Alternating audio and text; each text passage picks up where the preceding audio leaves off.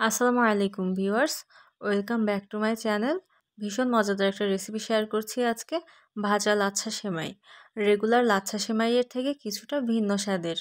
তৈরি করতে খুব বেশি সময়ের দরকার হবে না, আর হাতের কাছে থাকা উপকরণ দিয়ে তৈরি করা যাবে।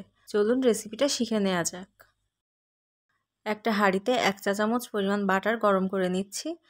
এর মধ্যে দিচ্ছি 1 টেবিল চামচ কাজু বাদাম, 1 টেবিল চামচ কাঠবাদাম এবং 1 টেবিল চামচ কিশমিশ। বাদাম কিশমিশকে 2 থেকে 3 মিনিটের মতো ভেজে নেব। মোটামুটি কালার কিছুটা চেঞ্জ হয়ে যাওয়া পর্যন্ত ভেজে নিতে হবে।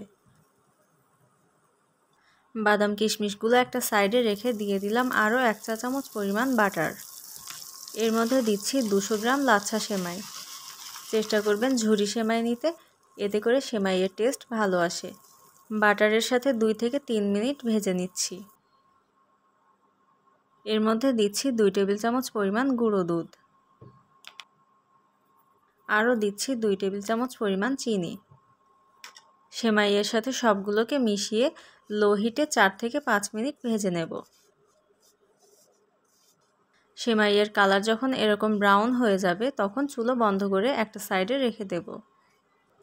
একই প্যানে নিয়ে নিচ্ছি 1 লিটার এবং 1 কাপ পরিমাণ দুধ।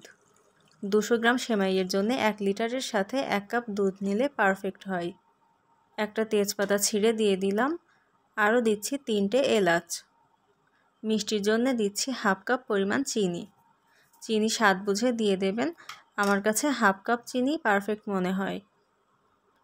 মিডিয়াম হিটে 7 থেকে 8 মিনিট জাল করে নেব। একটু পরপর নিচ থেকে নেড়ে দিতে হবে যাতে করে নিচের দিকে দুধের সর জমে যেতে না পারে।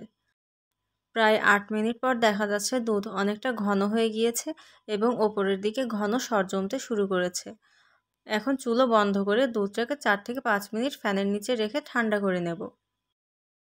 একটা সার্ভিং ডিশে সেমাইগুলো সমানভাবে বিছিয়ে দিয়েছি। লাচ্ছা সেমাইতে কখনোই ফুটন্ত গরম দুধ দিতে যাবেন না, তাহলে সেমাই সম্পূর্ণ আটার মতো হয়ে যাবে। দুধ কিছুটা ঠান্ডা করে দিলে সবচাইতে ভালো হয়। এরপর ওপরে কিছু পেস্তা বাদামের গুঁড়ো দিয়ে সাজিয়ে দিচ্ছি। ঢাকা দিয়ে অপেক্ষা করব 15 মিনিট। 15 মিনিট পর দেখা যাচ্ছে সেমাই পারফেক্টভাবে দুধগুলো শোষণ করে নিয়েছে এবং সেমাইয়ের কালারটা অনেকটাই সাদাটে হয়ে গিয়েছে। যথেষ্ট ক্রিমি দেখা যাচ্ছে। এখন খাওয়ার পালা।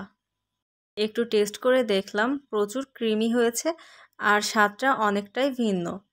আশা করছি রেসিপিটা সবার অনেক ভালো লেগেছে। রেসিপি ভালো লাগলে চ্যানেলটাতে অবশ্যই সাবস্ক্রাইব করবেন আর পাশে থাকা বেল বাটনটাতে প্রেস করে রাখবেন। সবাই আমাদের জন্য দোয়া করবেন। সবাই অনেক সুস্থ থাকবেন, ভালো থাকবেন। কথা হবে পরের কোনো রেসিপিতে। আজকে এখানেই বিদায় নিচ্ছি। আল্লাহ হাফেজ।